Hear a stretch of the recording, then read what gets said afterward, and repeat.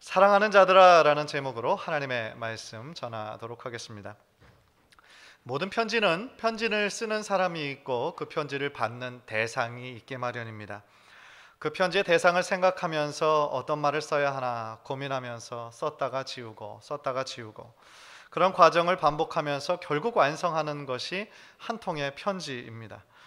성도님들도 아마 예전에 연애 편지를 써보신 그런 분이시라면 한 통의 편지를 보내고 또 그 편지를 받고 또 그 사람이 답장을 써서 그것을 기다리기까지의 그 설레이는 또 그런 마음을 아마 여러분들 이해하실 겁니다.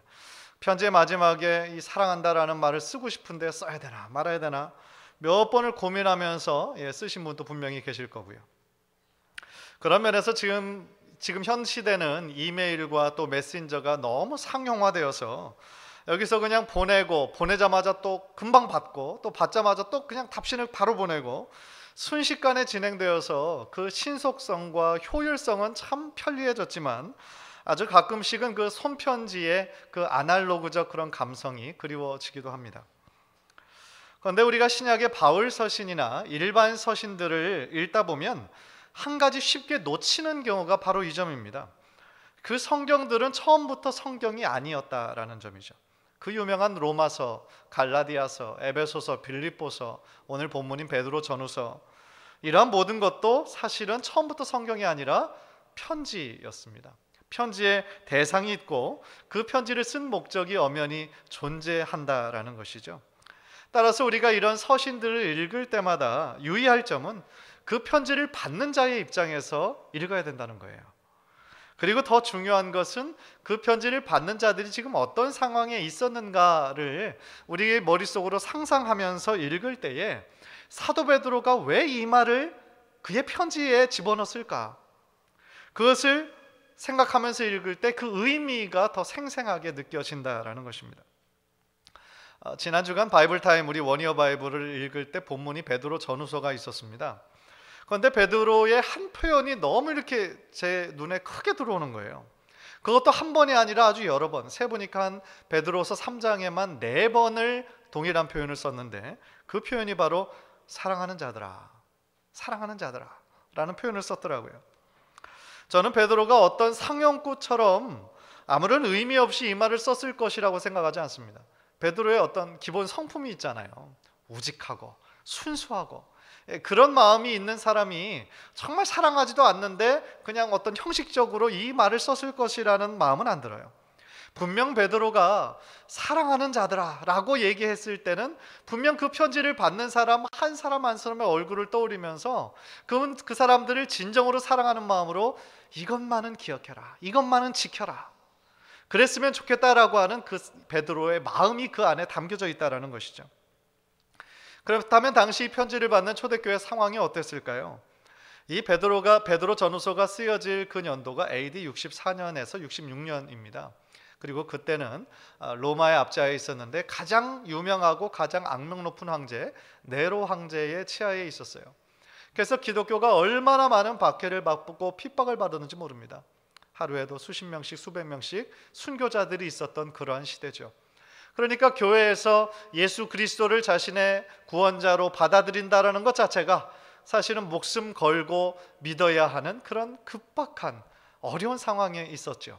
그래서 베드로 전서를 통해서 그 성도들을 생각할 때에 이 어려움과 박해 가운데 흔들리지 말고 하늘나라를 향한 소망을 바라보고 견뎌라, 그 마음을 지켜라, 그렇게 위로한 것이 바로 베드로 전서예요. 그래서 베드로 전서는 위로의 서신이고 소망의 서신이라고 불리기도 합니다. 그런데 베드로 후서 오늘 보면은 약간 상황이 달라요. 그러니까 교회의 외적인 핍박이 바로 로마 황제의 엄청난 핍박이고 박해였다면 그 교회 내적으로도 어떤 문제가 있었는데 그것은 바로 이단들이 있었다라는 거예요. 그 교회 내에 이단들의 가르침이 있었는데 그들은 마지막 날은 오지 않는다, 그리고 지금을 즐겨라 라고 얘기하는 쾌락주의자들이었어요. 그러니까 외내적으로 어려움을 당하고 있는 이 초대교인들에게 베드로는 이 사랑의 마음으로 그들에게 이렇게 권면하고 있다는 것이죠. 다시 한번 느끼는 것은 이 세상에 완벽한 성도도 없고 완벽한 교회도 없다라는 거예요. 현대의 많은 사람들이 어떤 슬로건으로, 모토로 흔히 외치고 있는 것 중에 하나가 초대교회로 돌아가자라는 슬로건입니다. 물론 우리 지금의 교회가 본받아야 할 점, 교회의 시초, 교회의 본질, 우리가 거기서 많이 본받아야 합니다. 그러나 초대교회라고 해서 완벽한 교회는 아니었습니다. 오늘 우리가 본문에서 보는 것처럼 교회 내적으로 많은 문제가 있었다라는 거죠. 따라서 예수님의 말씀처럼 건강한 자에게는 의원이 쓸데없고 아픈 자에게 의인이 필요하다, 그렇게 말씀하신 것처럼 정말 교회는 정말 완전한 사람들, 신앙 좋은 사람들만 모이는 것이 아니라 주님의 긍휼하심과 은혜가 필요한 자들이 모인 것이 바로 교회라는 것입니다. 그런 면에서 저는 우리 교회가 병원 같은 곳이 되었으면 좋겠다, 그런 마음을 품었어요. 그런데 우리가 병원에 우리가 찾아갈 때 제일 먼저 해야 할 것이 뭡니까? 자기가 어디가 아픈지 인식하는 거예요. 그렇지 않습니까? 교회 병원에 갔는데 의사가 어디가 불편해서 오셨어요? 글쎄요, 제가 어디가 아파서 왔을까요? 한번 알아맞혀 보세요. 네. 그러겠어요? 그러면은 안녕히 가시라고 아마 그러실 거죠. 그러니까 마찬가지라는 거죠. 우리가 이 병원, 교회를 병원이라고 생각한다면 자기가 어디가 아픈지, 어디가 불완전한지, 어디가 연약한지를 우리가 먼저 인정하고 인식해야 된다는 겁니다. 그 다음에 해야 할 일은 우리를 가장 잘 아시고 우리를 만드신 우리의 창조자 하나님 앞에, 우리의 치유자 되신 예수 그리스도 앞에 조용히 나아가는 것이죠. 자신은 멀쩡하고 자기는 전혀 아프지 않고 자신은 완벽하다라고 생각하는 사람들만 많이 있다면, 병원인데 의사들만 가득하다고 한다면 그것은 뭔가 잘못된 것이죠. 마찬가지입니다. 이 교회 안에 정말 우리가 아프고 연약한, 불완전한, 하나님의 은혜가 필요한 자들이 모인 곳입니다. 따라서 우리 교회가 더욱더 정말 아프고 상처받고 연약하고 주님의 은혜와 주님의 긍휼하심이 필요한 자들이 함께 우리의 온전한 치유자 되신 예수 그리스도를 만나서 아름다운 교회로 세워지는 그런 교회가 되기를 간절히 소원합니다. 그렇다면 오늘 본문에서 베드로가 사랑하는 자들에게 권면하는 그 신앙의 내용은 무엇일까요? 첫 번째로 베드로는 인간의 시간과 하나님의 시간은 다르다는 것을 말씀하고 있어요. 8절을 보십시오. 사랑하는 자들아, 주께는 하루가 1000년 같고 1000년이 하루 같다는 이 한 가지를 잊지 말라. 하나님께는 하루가 1000년 같고 1000년이 하루 같대요. 즉 이 말은 문자 그대로 해석해야 되는 것이 아니라 시간을 초월하시는 분이시라는 거죠. 생각해 보십시오. 이 시간을 누가 창조하셨습니까? 하나님입니다. 따라서 하나님께서는 우리 인간들처럼 이 현재라는 이 시간의 제약 속에 들어있지 않으신 분이시라는 겁니다. 그럼에도 불구하고 우리는 하나님을 생각할 때 마치 우리 인간들처럼 어떤 시간과 공간 안에 제약 아래 있는 것처럼 생각할 때가 많습니다. 그래서 나만의 생각으로 그분의 능력을 의심하고 판단할 때가 있어요. 얼마나 어리석은 생각입니까? 그래서 우리가 정해놓은 그 시간 안에 어떤 하나님의 정해진 응답이 없으면 하나님의 능력을 의심하기 시작하고 쉽게 좌절하고 낙심합니다. 물론 우리들의 인생이 다 어렵고 복잡해요. 그래서 당장 시간 내에 해결해야 될 문제들이 상당히 많이 있습니다. 그게 우리들의 인생이에요. 따라서 그 기도하면서 정말 하나님, 이 시간 내에 하나님의 뜻을 내가 발견하기를 원합니다, 그런 마음으로 기도하는 거, 그거는 틀린 게 아니에요. 당연히 그렇게 해야죠.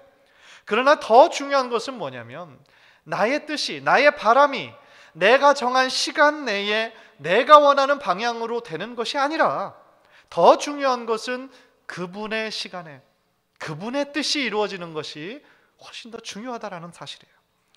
비록 내가 원하는 대로 어떤 기도의 응답이 없었다 할지라도 분명한 것은 하나님이 우리 모두 한 사람 한 사람을 너무나 사랑하시고 우리 모두를 그분의 가장 선한 길로 이끄신다라는 믿음이 있어야 된다는 거예요. 내가 원하는 방법, 내가 원하는 방향으로 기도의 응답이 오지 않았어요. 그러나 그럼에도 불구하고 하나님께서 원하시는 길이 더 좋은 길이다 라는 것을 우리가 믿음으로 받아들여야 된다는 것이죠. 즉 어떤 상황 속에서도 그분을 신뢰하고 그분의 시간에 우리들의 시간을 맞추도록 노력해야 된다는 겁니다. 생각해 보십시오. 우리의 작은 머리로 이 크신 하나님을 어떻게 다 이해할 수가 있겠습니까?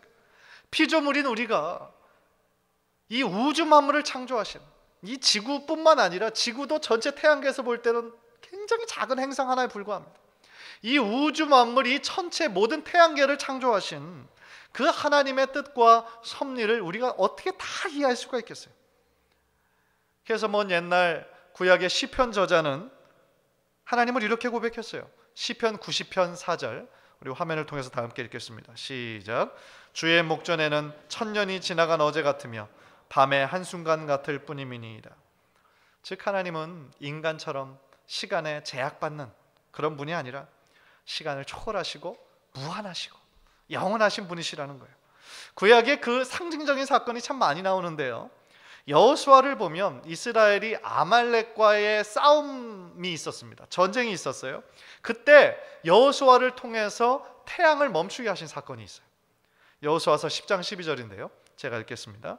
여호수아가 여호와께 아뢰어 이스라엘의 목전에서 이르되 태양아 너는 기브온 위에 머무르라. 달아 너도 아얄란 골짜기에서 그리할지어다 하매. 무슨 얘기입니까? 하나님께서는 원하시기만 하면요 태양과 달도 그 자리에 멈추게 하실 수 있는 분이시라는 거예요. 심지어 히스기야 왕의 그 죽을 병을 고쳐주실 때는 어떤 일이 일어났습니까? 해 그림자가 뒤로 10도 물러났어요. 이 모든 사건은 무엇을 말씀해 주고 있습니까? 하나님은 시간을 멈추기도 하시고 심지어 뒤로 가게도 하시는, 시간을 초월하시는 능력 있는 하나님이시라는 거예요. 그런데 한 가지 궁금한 것은 사도 베드로는 왜 하나님의 시간과 인간의 시간이 다름을 왜 이렇게 강조하고 있을까요? 그것의 힌트가 바로 그 다음 구절 9절에 나옵니다. 9절 보십시오. 주의 약속은 어떤 이들이 더디다고 생각하는 것 같이 더딘 것이 아니라 오직 주께서는 너희를 대하여 오래 참으사 아무도 멸망하지 아니하고 다 회개하기에 이르기를 원하시느니라. 즉 이 교회 안에 어떤 사람들이 있었냐면 주님의 약속이 왜 이렇게 이루어지지 않냐며 주님의 약속을 의심하는 자들이 있었어요. 더 구체적으로 말하면 예수님께서 다시 오신다, 곧 속히 오겠다라고 말씀하셨는데 왜 지금까지 안 오시냐는 거죠. 그러니까 아까 초반에도 말씀드렸지만 이 편지가 쓰여질 당시 그 초대교회 안에 이단들이 있었어요. 그래서 그 거짓 교사들이 예수님 다시 오시지 않는다는 거죠. 그것은 헛된 약속이라는 거죠. 그렇게 가르쳤다는 겁니다. 따라서 이렇게 왜 교회 내외적으로 정말 이 어려운 가운데 흔들리고 있을 때 바로 가장 바라고 소망하는 것이 뭐겠어요? 예수님께서 다시 오셔서 저들의 눈물을 닦아주시고 저들의 수고를 칭찬해 주시는 바로 그날인 것이죠.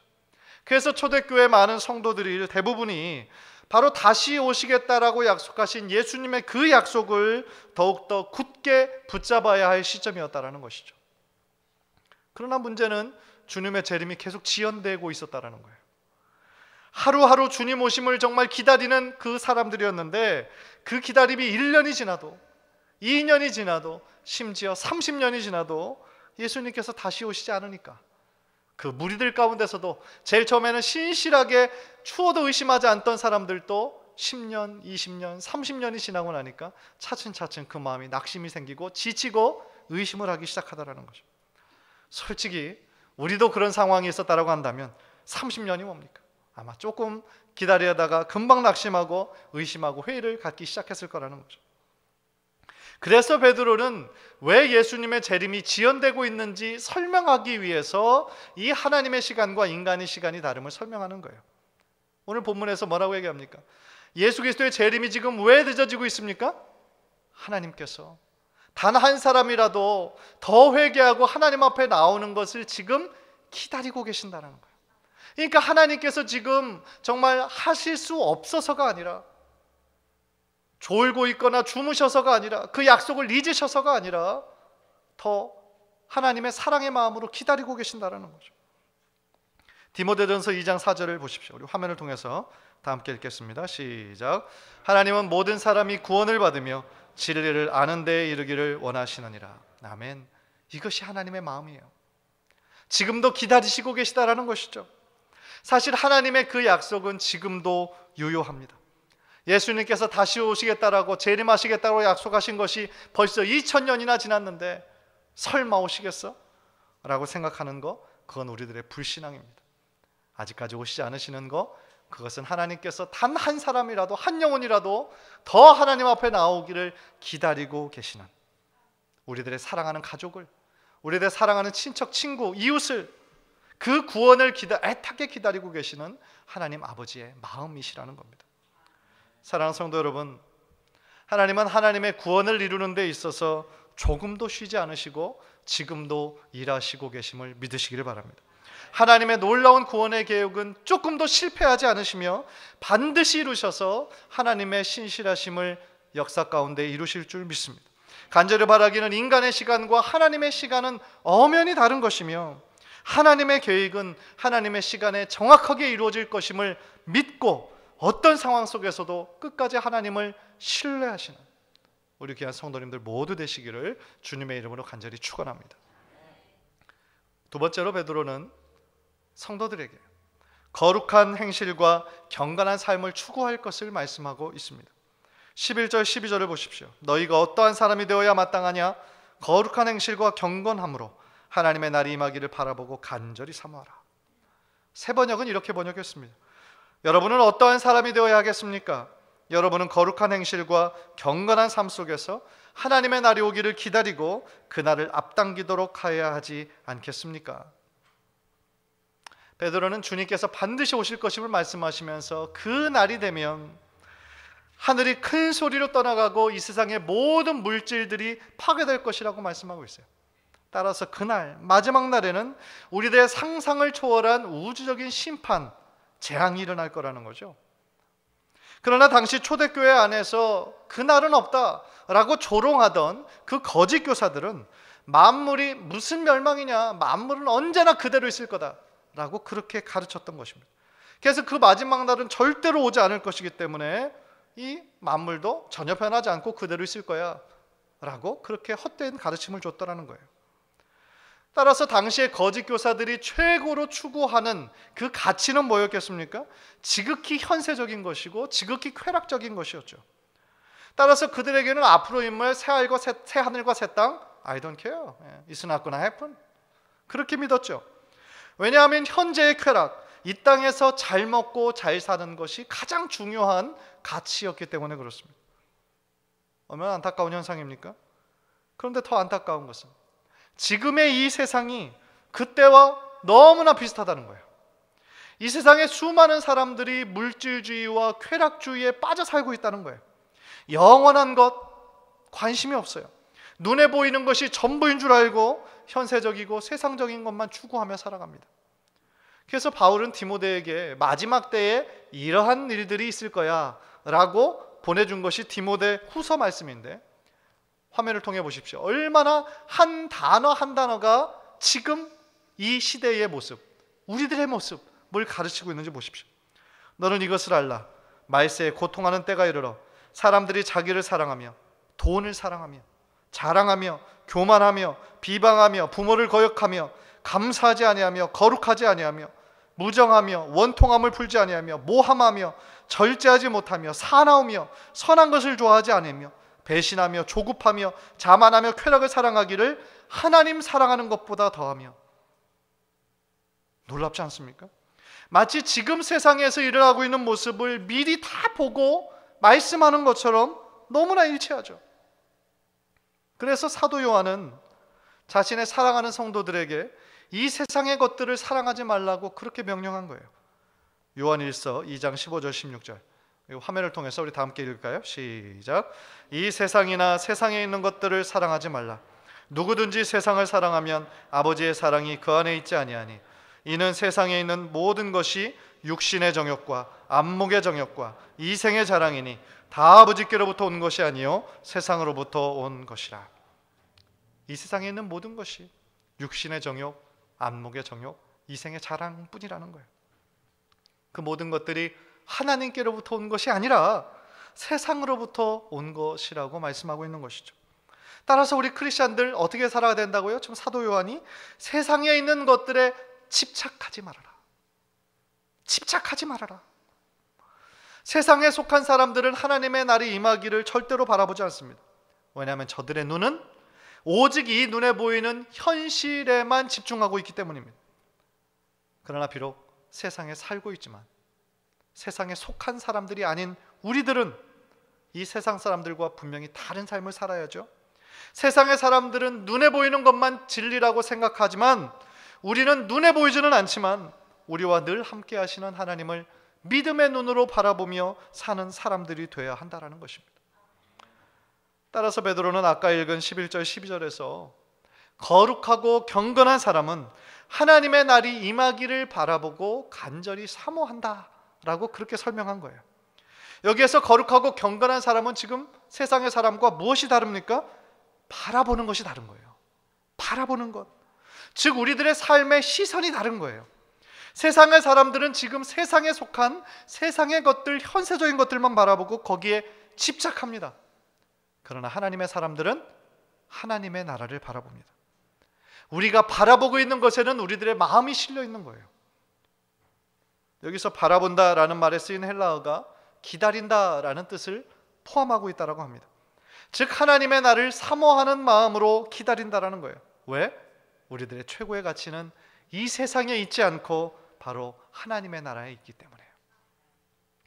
사랑하는 성도 여러분, 우리 성도님들은 지금 무엇을 바라보고 있습니까? 한번 생각해 보세요. 여러분들은 무엇을 바라고 무엇을 기대하고 있습니까? 더 좋은 학교, 더 좋은 직장, 더 많은 돈, 명예, 인기, 은퇴 후 안정적인 생활. 만약에 이것들만 바라보고 있다면 세상의 사람들과 다를 것이 무엇이 있나요? 안타까운 것은 크리스찬이라 할지라도 세상이 속한, 세상이 추구하는 것과 똑같은 것을 추구하며 살아가는 사람들이 참 너무나 많다라는 것이죠. 또한 여러분은 지금 무엇을 기다리고 계십니까? 무엇을 기다리고 계시나요? 거룩함과 경건함으로 하나님의 나라가 임하기를 간절히 사모하고 계십니까? 아니면 여기가 좋사오니 하나님의 나라는 임하지 않으셔도 됩니다. 아니, 임하시더라도 나중에 천천히 왔으면 좋겠습니다. 혹시 마음속에 그렇게 바라고 있지는 않으십니까? 확실한 것은 우리는 지금 마지막 때를 살아가고 있다는 거예요. 그건 너무너무 확실해요. 그날과 그때는 정확히 언제가 될지 아무도 모르지만 분명한 것은 예수님 다시 오실 때 얼마 남지 않았다라는 사실입니다. 따라서 오늘 베드로의 말씀을 바로 나에게 주시는 말씀으로 받으시고 기억하십시다.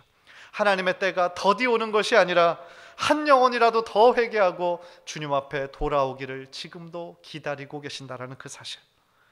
그래서 그 사실을 우리들이 깨달아 하나님의 마음을 품고 더욱더 거룩하고 경건한 삶을 살기에 힘쓰시는 저와 여러분 모두 되시기를 주님의 이름으로 간절히 축원합니다. 기도하겠습니다.